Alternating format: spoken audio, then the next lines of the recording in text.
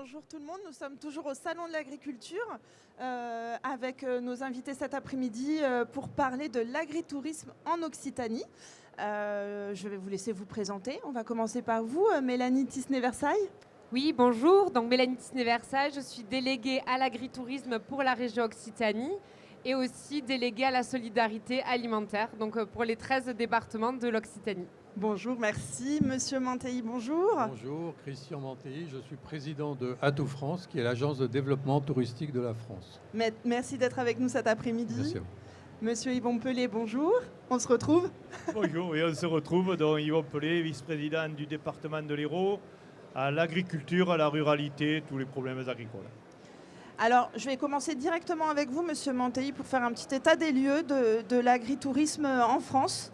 Je crois que vous avez eu quelques derniers chiffres du tourisme. Peut-être est-ce que vous pouvez nous en parler un petit peu ? D'abord, le tourisme en général marche très bien. Le ministre Serge Papin a fait des annonces la semaine dernière. On a une hausse de la fréquentation internationale, surtout une hausse du chiffre d'affaires de plus 9%. Fréquentation internationale du côté des recettes internationales. Et le marché français est stable, marché domestique stable. Donc de très bons résultats. Et le Sud, les 4 grandes régions du Sud ont très très bien marché.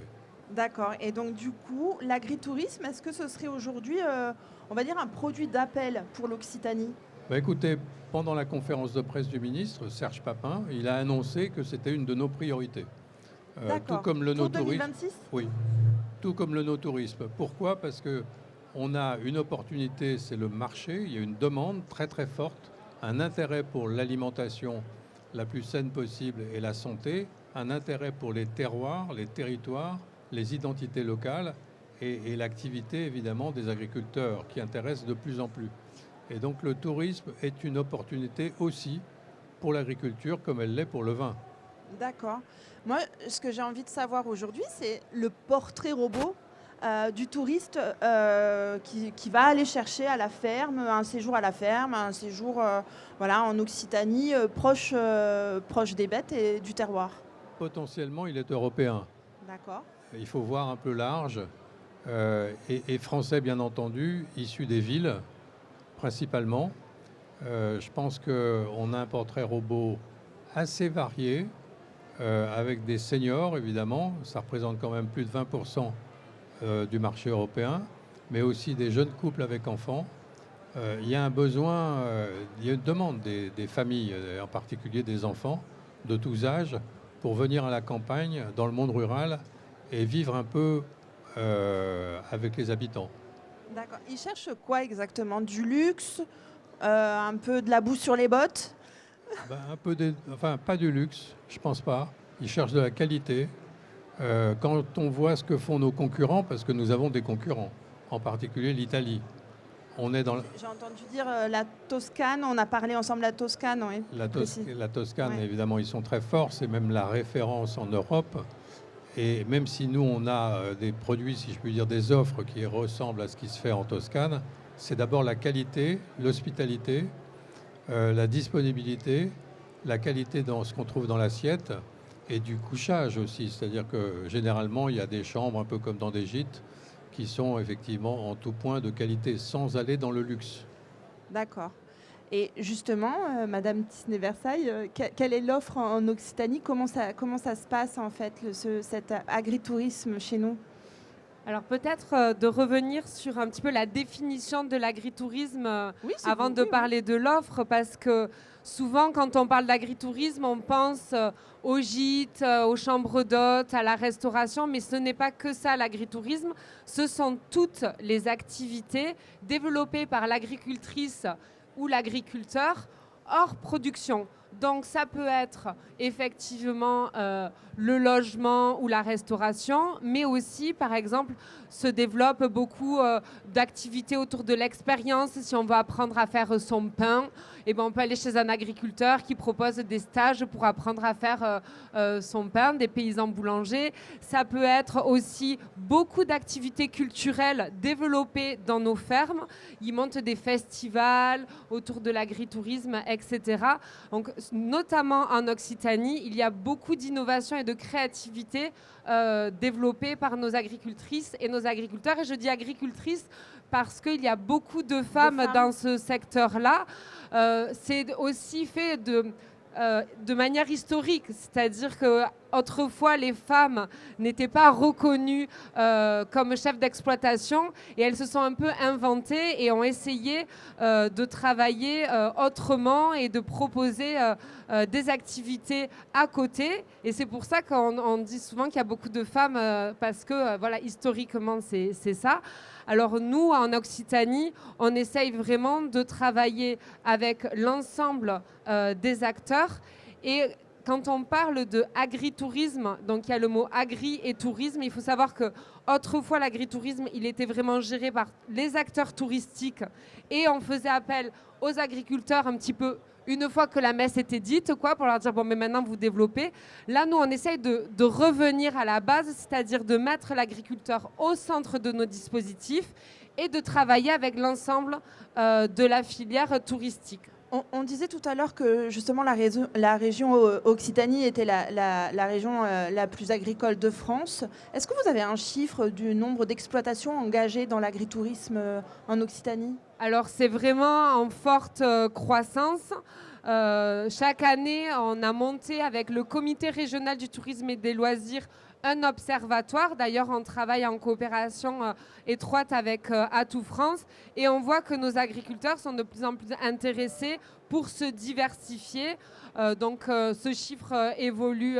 Après, il y a différents labels, Bienvenue à la ferme, Accueil paysan, Gîtes de France, etc. Donc on est en croissance perpétuelle sur notre territoire. J'avais un chiffre de 4200 exploitations. Il est faux. 6000. 6000, ça y est ? D'accord. Et du coup, comment vous les accompagnez quand vous dites qu'on va plutôt remettre l'agriculteur ou l'agricultrice au centre, au départ en fait, de cette diversification ? Comment vous les accompagnez ? Alors sur plusieurs dispositifs financiers aussi. Donc d'abord, on va les accompagner, on va essayer de les aider à relever la tête du guidon. Il faut savoir que l'agriculteur, c'est le métier où l'on travaille le plus, 70 heures en moyenne par semaine, et on gagne en moyenne moins de 1 000 euros par mois. Ouais. La deuxième marche du podium, selon l'INSEE, c'est la partie, on va dire, de restauration. Donc l'agritourisme, c'est un peu le combo des deux. C'est les deux métiers qui travaillent le plus. Donc comment on fait pour qu'un agriculteur qui se mette à se diversifier ait le temps de pouvoir travailler sur une offre qui lui permette de créer une vraie valeur ajoutée et puis qui puisse ne pas crouler sous le travail.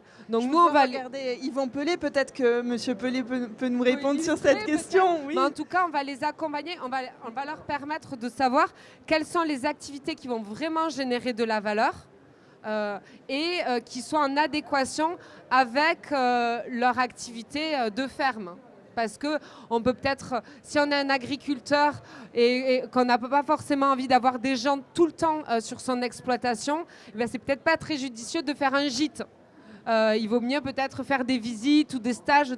Voilà, donc on ne peut pas en tout cas calquer un modèle sur un département qui va fonctionner sur un autre. On a 13 départements, ils sont tous très différents, on partage. Et donc, du coup, comment on fait pour que chaque agritourisme génère de la valeur ? Alors, comment on fait dans l'Hérault ? Moi, j'ai adoré la façon dont tu as présenté l'agricultrice. Et ça me fait plaisir quand c'est une jeune élue, elle est jeune, c'est un compliment, qui défend, qui met le rôle de la femme au sein de l'exploitation. Parce que c'est vrai que trop longtemps, ce rôle de la femme dans l'exploitation était un rôle secondaire. Et franchement, j'ai bu tes paroles. Et voilà. Non, aujourd'hui, je crois qu'à Tout France, et là aussi, le touriste n'est plus un consommateur. Le touriste est un acteur du tourisme dans le territoire. Parce que la découverte, comme tu le disais tout à fait tout à l'heure, ce n'est plus de dire il y a un gîte, etc. C'est un tout, c'est un environnement. Donc aujourd'hui, je vois donc dans le département de l'Hérault, entre le no-tour, les no-vélos, les no-rando, tous ces sujets-là, on les met en avant, mais c'est pour l'ensemble du territoire. Aujourd'hui, on a 186 circuits caveau-étapes, si vous voulez, dans le département de l'Hérault, dans le no-tour. Mais dans le no-tour, c'est avoir des restaurants à proximité, c'est avoir des hébergements à proximité. On ne demande pas tout aux vignerons, puisque chez nous, c'est essentiellement le vigneron. Mais c'est un environnement global et c'est la structuration de notre territoire, de notre environnement qui est importante. Et je crois que le touriste, quand on le fait venir chez nous, il ne vient pas pour consommer, il vient pour découvrir. À une époque, le touriste descendait dans le midi de la France, il venait consommer. Il allait sur la plage, comme je dis souvent avec mes mots, bien doré d'un côté, bien doré de l'autre, et on repartait. Aujourd'hui, non. Aujourd'hui, le touriste, il a envie de découvrir ce territoire. Il a envie de découvrir les agricultrices et les agriculteurs, les gens qui le structurent, ce territoire. Donc, comme je vous dis, ce n'est plus un consommateur, c'est vraiment un acteur de ce territoire. Et comment on structure justement, parce que c'est ce que vous me disiez aussi au téléphone quand on a préparé cette table ronde, on ne va pas demander aux agricultrices ou aux agriculteurs de devenir hôteliers. Il faut tout un ensemble à côté de l'exploitation, c'est ça, Monsieur Manteilly? Oui, il faut créer des destinations. Une destination, c'est une offre globale de services. Donc on va trouver de l'hébergement, on va trouver des restaurants. Il y a une demande de mobilité douce aussi, des randonnées, du vélo. Il y a une demande de culture également. Donc on va mélanger beaucoup d'aspects qui font la richesse d'un territoire et qui font que ce territoire devient une destination. Donc certains agriculteurs, comme d'autres dans le no-tourisme, ont des chambres déjà. D'autres se lancent dans l'hôtellerie un peu. Donc c'est très variable. Mais souvent, il suffit que l'hôtel, vous le disiez, il suffit que l'hôtel soit à côté et voilà, j'allais dire, l'affaire est faite. Il faut juste simplement vérifier que le niveau d'expérience dans l'exploitation agricole et par l'accueil est de très bonne qualité. Il y a une demande de qualité et d'expérience et ça c'est important. Et vous, à Tout France, vous êtes là pour faire monter en gamme comme ça ou... Je n'ai pas dit monter en gamme. J'ai dit monter en qualité. En qualité. C'est-à-dire, vous pouvez avoir du 2 étoiles dans la qualité, vous pouvez avoir du 3 étoiles dans la qualité. Vous voyez ce que je veux dire? C'est la différence entre la gamme. Ok. Comme on parlait du luxe tout à l'heure, c'est différent. Je vous ai dit tout à l'heure, sur le luxe, non. Non, ouais. Je ne pense pas qu'il faille aller chercher le luxe, même s'il y a des clientèles de luxe qui aiment aussi ce type d'offres et qui vont rechercher ce type d'expérience. Mais c'est autre chose. Je pense qu'il faut veiller à avoir de la qualité en tout, dans toute la gamme. Et ça, c'est différent. Donc nous, on l'a fait pour le no-tourisme. J'étais un des précurseurs, si je puis dire, du travail qui était fait sur le no-tourisme il y a 25 ans. On a commencé par faire un guide pratique, l'accueil dans les caves, pour permettre aux vigneronnes et aux vignerons d'avoir un petit guide pratique de façon à très très bien accueillir dans la cave. Et puis après, on a élargi. On est allé jusqu'au label Vignoble Découverte, qui est un label de territoire, où là, effectivement, on retrouve tous les aspects que vous décrivez. C'est-à-dire, effectivement, il y a des prestations de services, de logement, d'accueil, de restauration, mais il y a aussi la découverte de tout un territoire au milieu des vignes. Je crois que vous aussi, vous les accompagnez quand on a préparé cette table ronde. Vous m'avez parlé d'une plateforme qui réunissait justement, qui pouvait permettre aux agriculteurs et aux agricultrices de se renseigner sur les aides, etc. Vous pouvez nous en parler? Oui, on a monté, donc comme je l'ai dit, on travaille vraiment avec l'ensemble de la profession. Parce que si on travaille chacun de notre côté, il y a plein d'actions agritouristiques, mais aucune n'a vraiment de l'impact. Si on veut un effet de levier, il faut être tout le monde autour de la table.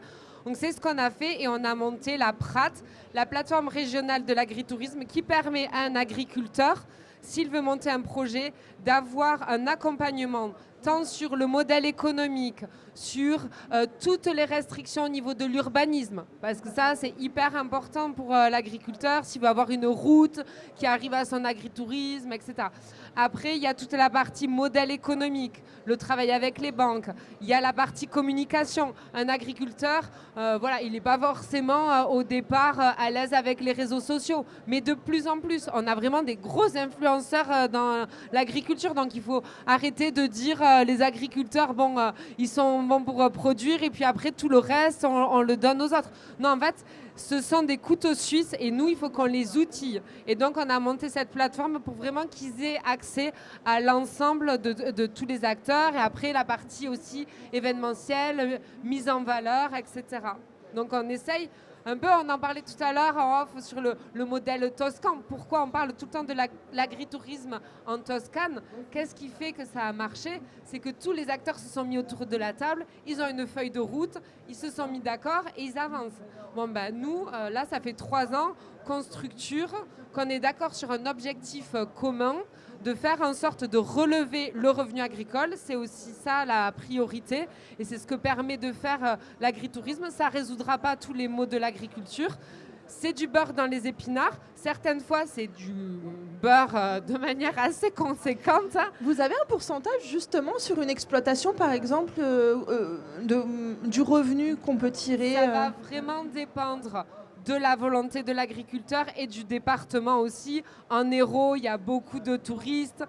Sur certains départements, peut-être un peu moins. Mais c'est aussi la volonté de vouloir se diversifier. Cette diversification, elle est complexe et elle mérite, en tout cas, elle a besoin d'être soutenue tant sur le plan financier que sur le plan, on va dire, de l'ingénierie. Vous parliez de beurre dans les épinards, vraiment bon beurre dans les épinards. Est-ce que ça peut... On connaît la difficulté de certaines exploitations, ça peut sauver certaines exploitations? Certains ont développé des boutiques, donc ils commençaient à produire, après ils ont commencé à transformer, maintenant ils vendent sur l'exploitation, ils ont créé des tables d'hôtes pour vendre aussi et cuisiner, donc oui, clairement. Mais attention, ça demande beaucoup de temps et il ne faut pas... et être agriculteur, ça demande du temps et de développer le projet agritouristique aussi. Donc c'est une complexité, c'est là où c'est très important d'être bien accompagné, notamment par les chambres. Si on veut tout faire, après, là, c'est sûr, on peut avoir des burn-out, quoi. C'est ça, donc, ça allait être ma prochaine question, parce que dans la première table ronde, on a parlé de simplification, de toute cette paperasse, de vraiment du temps de travail très lourd. Et là, on leur dit... Bon, bah maintenant, peut-être qu'il y a possibilité de se diversifier et de se lancer dans le tourisme. Monsieur Pelé, est-ce qu'on n'en demande pas trop à nos agriculteurs et agricultrices? Eh bien non, justement, comme je disais tout à l'heure, de la simplification, il en faut dans leur dossier. Parce que le temps qu'ils passent aujourd'hui dans les papiers, comme on dit, tout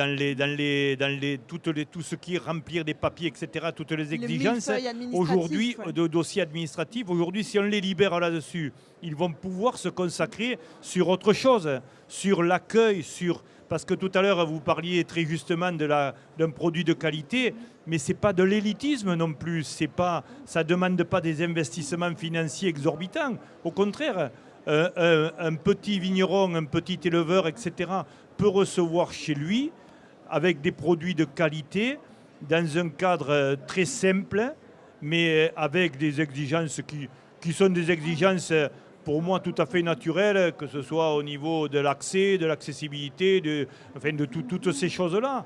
Donc je crois qu'aujourd'hui, on est dans un moment où il faut que ce soit une offre touristique, une offre durable, et il faut alléger cette paperasse donc, en amont, pour que nos agriculteurs en général puissent se consacrer donc à l'accueil, à la diversification. Parce que la diversification, je vois dans le département de l'Hérault, notamment combien au travers des zones rando, des zones vélo, vous allez me dire, quand on part en vélo faire une balade ou marcher, on ne va pas pouvoir porter un carton de vin. Dans l'Hérault, c'est le vin. Non, mais aujourd'hui, par exemple, la Chambre de commerce et la CCI de l'Hérault et la Poste ont passé, ça s'appelle Chronoviti, oui. C'est-à-dire vous arrivez dans un caveau, vous dégustez, etc. Et bien vous dites je prendrai un carton de ça, un carton de ça. Donc on peut vous le faire livrer chez vous, moyennant une commission certes. Mais voilà, ce sont des choses qui sont là pour simplifier le travail. Ce qui est important, c'est l'accueil, la qualité de l'accueil.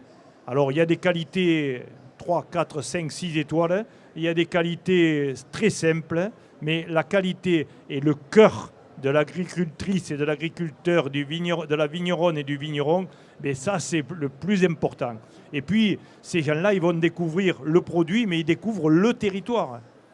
Et nous, départements comme la région, on est là pour structurer ces territoires, réaliser des balades, aller sur, s'il y a une petite rivière, faire une petite balade, découvrir. Donc toutes ces choses-là, et ça fait vivre l'économie locale en général.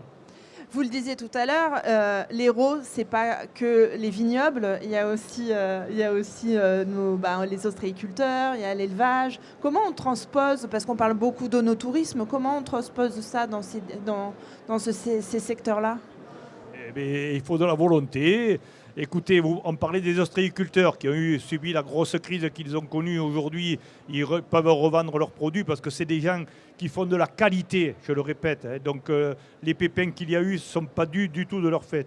Aujourd'hui, le département de l'Hérault, on s'est lancé dans ce qu'on appelle le Concilitour. Le Concilitour, on a 21 masses qui sont répertoriées.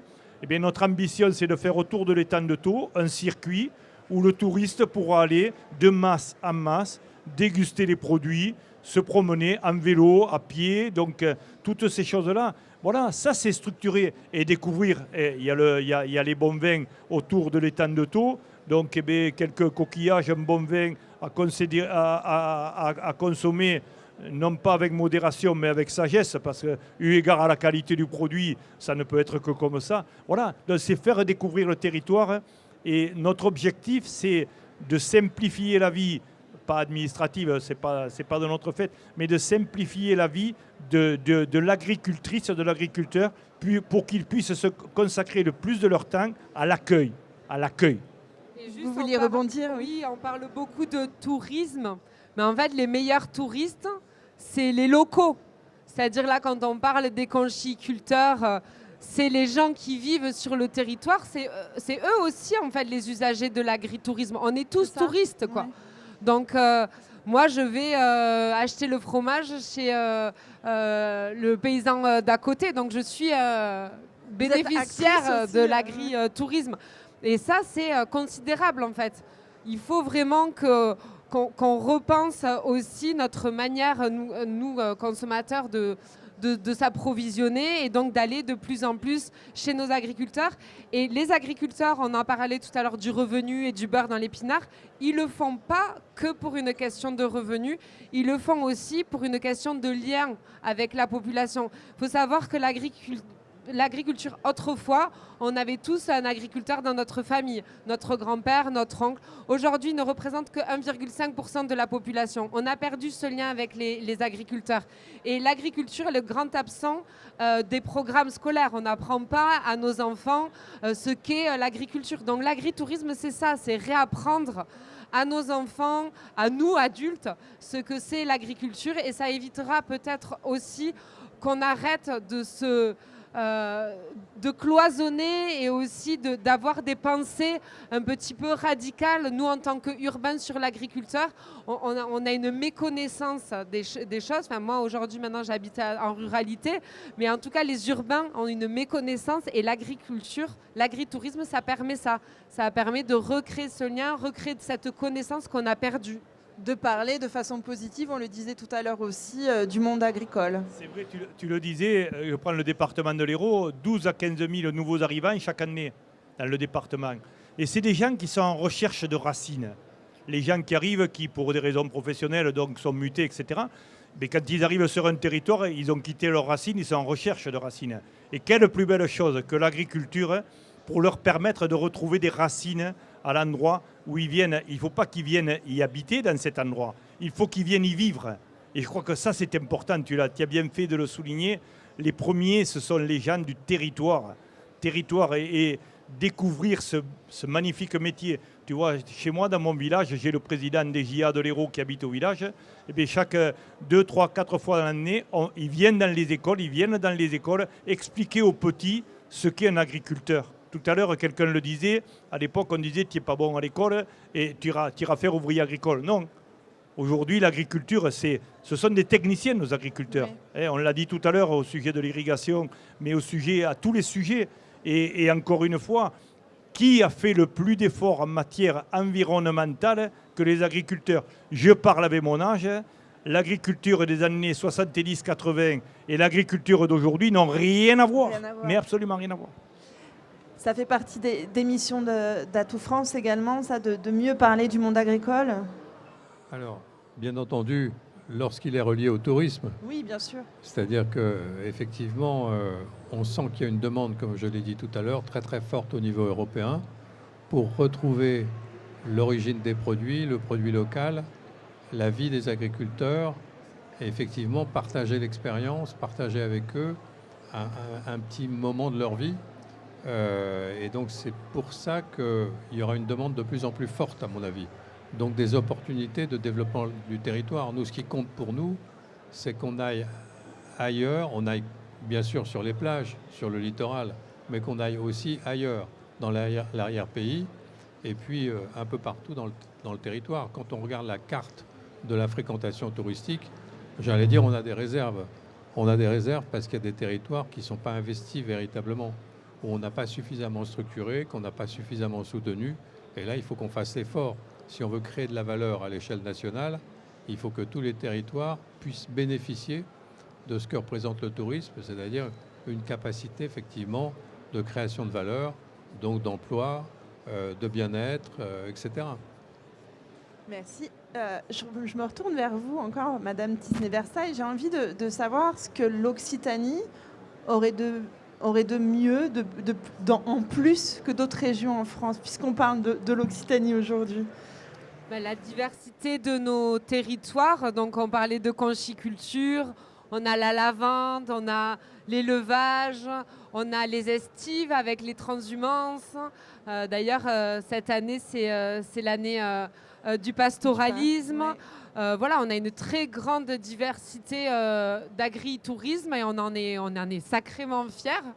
On est la plus belle région agritouristique de France, on peut le dire sans rougir. Et puis, après, ça, c'est vraiment notre spécificité. Tout à l'heure, on parlait de monter en gamme. Alors, oui, moi, je suis d'accord avec ce que vous avez dit. C'est pas monter en gamme, c'est monter en qualité. On parle beaucoup d'authenticité. Pourquoi les gens, aujourd'hui, vont pousser les portes d'un agritourisme plutôt que d'aller au Club Med? Bon, ben, c'est parce qu'ils ont envie de retrouver ce contact humain, retrouver ce contact aussi avec les animaux, de comprendre comment on fait pour élever les animaux, les aimer, passer du temps avec eux, et puis après, c'est la vie sur une exploitation, de se séparer de ces animaux pour partir à l'abattage. On parle de ces sujets-là. Et en fait, ça fait du bien de remettre ces sujets au centre. C'est ça, c'est vraiment des projets qui ont du sens, qui font vivre notre territoire, tant aussi au niveau des paysages. S'il n'y a pas d'agriculteurs, en fait, nos territoires ils sont complètement bouchés. On ne peut plus aller randonner. C'est eux qui entretiennent nos montagnes, notre ruralité. Donc voilà, c'est ça la spécificité de l'agritourisme en Occitanie, c'est un agritourisme vrai, quoi. Vrai. Et justement, vous me donnez la transition toute faite pour ma prochaine question.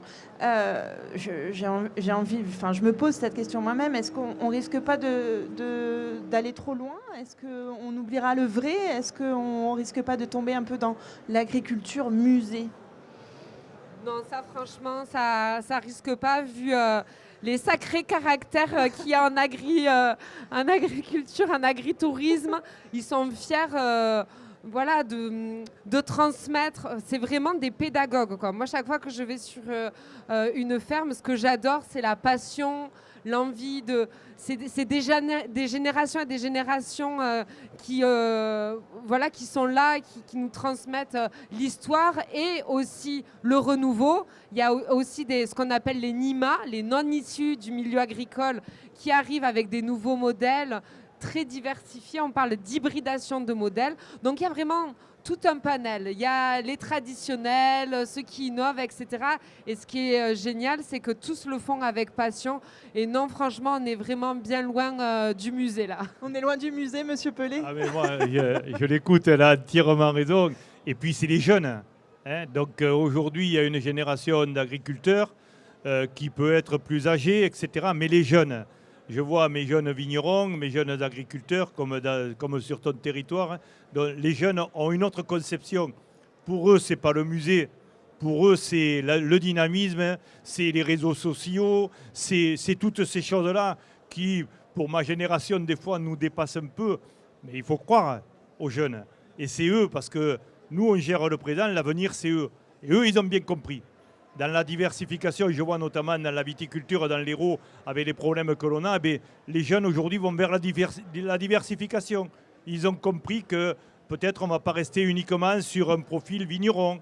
On va isoler quelques hectares pour faire du maraîchage, pour faire de l'élevage, pour faire... J'ai le cas chez moi. Hein, le président des jeunes agriculteurs de l'Hérault, eh bien, il a famille ancienne de vignerons, eh bien, il se met sur le maraîchage, il se met sur l'élevage. Donc, les jeunes, ils vont vite. Et le musée, non, le musée, c'est à Grévin, c'est où vous voulez, c'est pas dans l'Hérault, c'est pas dans l'Occitanie, et même dans la France, je crois, je parle sous votre contrôle. Donc, on a compris aujourd'hui, les jeunes ont compris qu'il faut accueillir. Comme je dis, le touriste n'est plus un consommateur, mais un acteur. Et le vigneron, l'agricultrice, l'agriculteur ne sont plus des gens qui produisent simplement parce qu'ils savent qu'au bout, il faut qu'on achète leurs produits. Produire, moi j'ai connu l'époque dans le département de l'Hérault, on disait on fait du vin, ils nous l'achèteront. Aujourd'hui, c'est fini. C'est fini. Aujourd'hui, il faut s'adapter à ce que le consommateur a envie. Et que ce soit dans l'élevage, dans toutes ces chaînes-là. Donc, il faut faire venir. Mais c'est tellement beau. C'est tellement beau que j'aimerais avoir 20 ans aujourd'hui et continuer à m'investir comme vous l'avez dit sur ce territoire. Je me permets, puisqu'on parle d'âme, d'œuvrer et de caractère, quand même de vous présenter le numéro 4 d'Elixir. Le top du top. Et le top du top. Et surtout, puisqu'on parle de caractère, on a un dossier spécial dans ce numéro 4 qui parle des piliers de nos terroirs, qui sont les rugbymen qui se sont reconvertis et qui se sont lancés dans le vin, et avec tout ce qui les accompagne également. Donc voilà, je vous présente le numéro 4 d'Elixir. Bonne lecture. On a le droit de l'emporter. Bien sûr, emportez-le. Je vais vous faire le même exercice qu'à la table ronde numéro 1, c'est-à-dire que pour conclure, j'aimerais que vous me donniez un objectif, votre objectif pour 2026 sur l'agritourisme.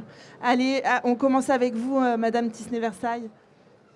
Moi, l'objectif, c'est de faire en sorte que les touristes et nous, les locaux, on ait beaucoup plus le réflexe de réserver ses vacances dans un agritourisme et de consommer chez nos agriculteurs. Et donc, pour ça, il va falloir, nous, régions, communiquer plus pour valoriser tous ces super projets. Donc, c'est ça, mon rêve, c'est de faire en sorte qu'on se dise, non, je ne vais plus...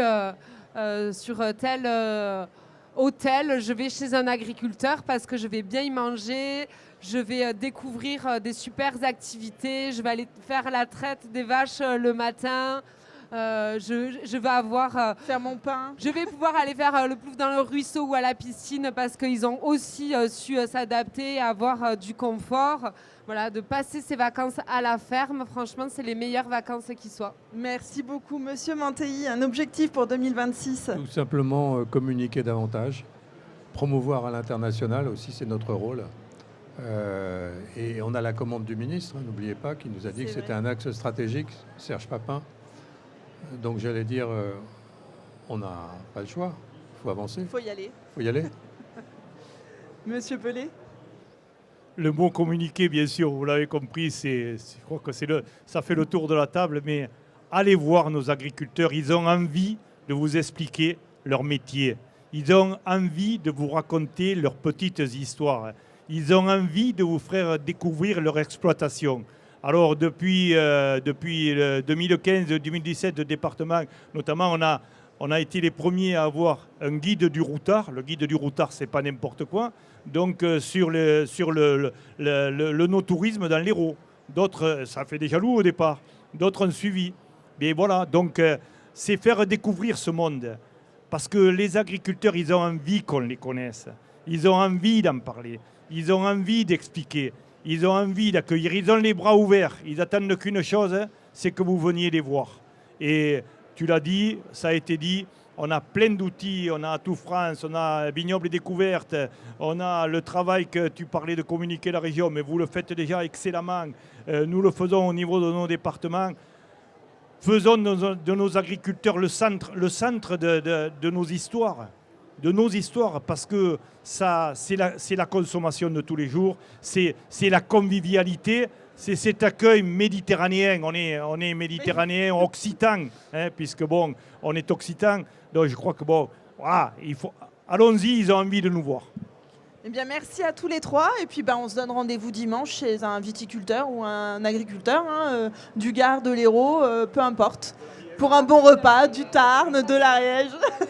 Et sinon, on peut aussi les rencontrer directement ici au Salon de l'Agriculture et au Salon des Agricultures méditerranéennes en juin également. Merci à tous les trois. Merci beaucoup.